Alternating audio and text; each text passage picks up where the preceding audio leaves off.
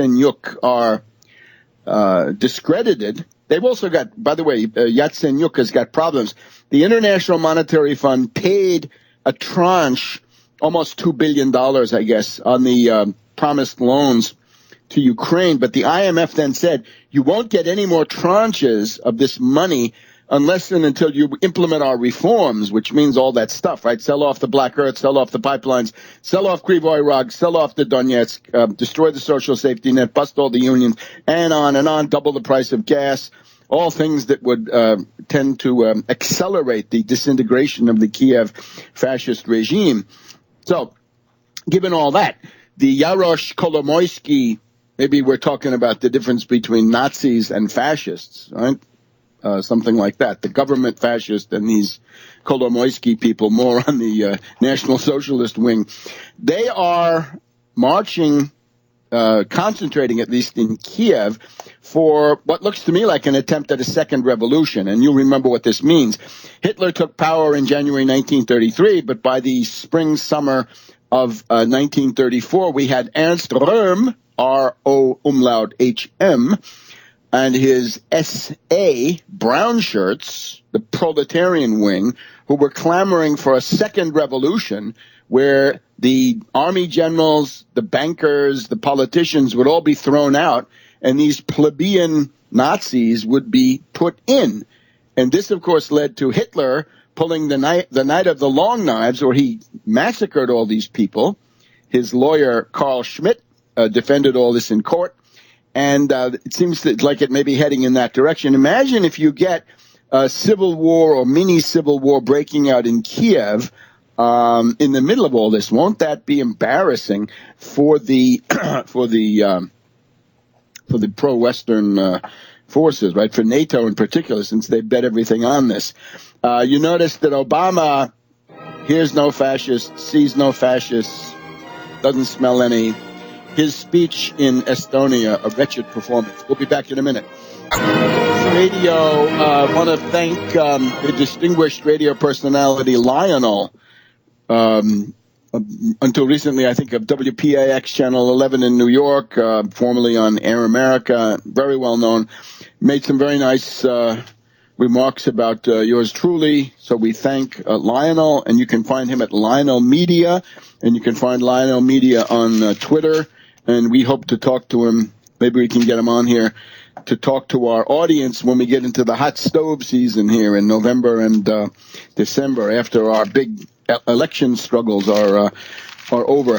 Now, the question right now, city of Mariupol, right? A pro-Russian column is advancing towards Mariupol. Notice that the people defending are the Azov battalion. These are absolute, outright declared Nazis with the Wolfsangel, with the Black Sun, and they've got essentially a kind of European SS. They got snipers from Sweden. They got French fascists, Foreign Legion veterans, I suppose. And they're all over there in Mariupol trying to keep the pro-Russian forces out. I think it's a question of time now until Mariupol is liberated from the fascists. Now, let me also point out, right, this whole thing, the Ukrainian army was defeated. 7 of their main units pocketed and on their way to annihilation. Pattern was, as we went through, artillery by the Ukrainian regular army from the outside, and then the Einsatzgruppen were sent in. Those would be the right sector, described now as National Guard, and they're getting massacred. So that's the resentment of the right sector, Pravy sector, against the constituted government now, bandit regime in Kiev. Notice now, though, in terms of the dynamics inside NATO, warmongers, we have 2 politicians in particular, Hollande and Cameron, who are acting as warmongers according to the time-honored formula: if you're in trouble at home, create a war. Remember, in July 1914 and August 1914, Great Britain was widely thought to be on the verge of civil war. And the question was Ireland.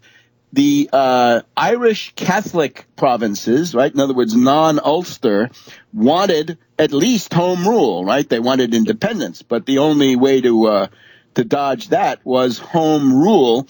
So there was a home rule law that was going to be put in by the liberal government of Asquith and the unspeakable Earl Grey.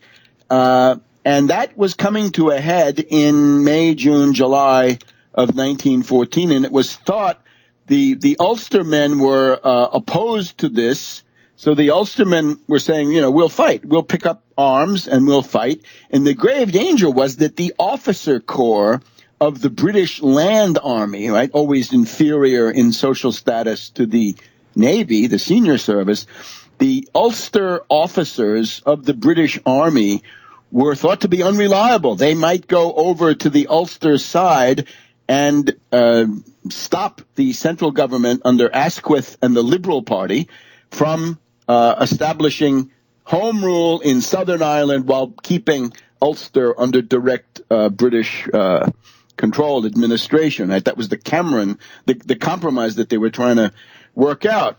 Well, then let's look at it from a sort of political point of view. Right? Let's look at Hollande first. It's more fun. His former wife, Madame Trierweiler, she has put out a book where she reveals that Hollande says he hates the poor because he's always accused of hating the rich. No, she says that's all eyewash, right? He hates the poor, and he told me so. Hollande calls poor people the toothless ones. Are you toothless? Then Hollande doesn't like you. An insult to French dentists. There's another group that he lost. He's down to 13% popularity after this, and it's being published everywhere. It's going to be a bestseller everywhere in the world. And then on the other side, Cameron, of course, very unpopular, austerity ghoul. And think about, in order to govern, he's got to have this Liberal Democrat Party. This guy Clegg, this character is practically entombed in this government. So he's extremely unpopular. And this Scottish referendum is coming up now. I certainly would like to see Cameron out. I would warn people in Scotland, do not vote for this fake independence of Scotland. This is a fraud. This is a Bantustan you'll be getting. That will not be an independent country by any stretch of the imagination. It will be the kind of thing that was used for counterinsurgency purposes under British traditions in South Africa. The Bantustans, self-administration, autogestion, practically self-management for this area. You will still have the Queen. You'll still have the Bank of England. You'll probably still have the European Union. You still have NATO. If you're lucky, it's not independence. It's a fraud. And, of course, what it would then do is to solidify England as a completely reactionary state, which would then be even more of a warmonger force than it is right now, right? It would be Colonel Blimp in person as Prime Minister. All right. So this is the situation. Kiev is near financial collapse, and the war psychosis everywhere in the Wales summit. Now, the ISIS. One of the things Obama did, he used his trip to Estonia to talk about ISIS. The smart play for Obama would have been direct the hysteria against ISIS in Iraq and try to use that to crowd the other stuff out. But he's not responding these days. And, of course, Obama is risking impeachment and God knows what if he goes down this garden path. So we've now had the second U.S. Journalist killed. Sotloff, apparently, allegedly, reportedly executed after Foley. Remember, these were people who went over there with the idea of writing pro-terrorist articles against Assad. And remember this interesting parallel now with Foley. Foley had been saying that he was in Aleppo and he found that the rebels were unpopular and there was nostalgia for Assad. Then he was kidnapped and killed. In the case of Sotloff, his last tweet was that Nusra rebel forces from Syria had been arrested in Turkey for having sarin gas, and then he disappeared. Right.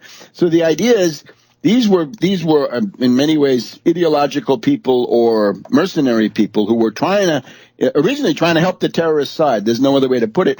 And then when they see what is actually going on, as distinct from the media narrative, then their lives are in danger. So the idea there is don't go over there.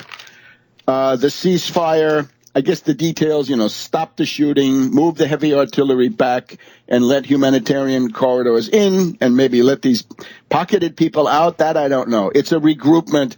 I think it's simply a pause, and look for this stuff to look more like war in the near future. But we got to stick with the caliphate now. Remember, the caliphate, there's some confusion on NPR. The caliphate means the empire, and the caliphate does not mean that you get a vast swath of territory. The caliphate, the demand of the caliphate is to rule the entire world, everything. That is the translatio imperii, the moving of the seat of empire, right? It was in Constantinople until 1920. They're now saying we've had a translatio imperii to the new imperial capital of Raqqa, from which we will rule the world. Now, of course, their ability to rule the world is limited, but this you can see what the NPR clowns are doing. Now, the other thing about it is the U.S. hype. Is it ISIS? Oh, my God, their prowess. They're so sophisticated. Now we have an interesting article in the Washington Post. They're a collection of psychotic patsies, of labile misfits, of sociopaths. We're told about an Australian jihadi working for ISIS who is a severe schizophrenic. He's in the tradition of Musawi and Richard Reed, the shoe bomb. Musawi described as schizophrenic. Back in a minute. Welcome.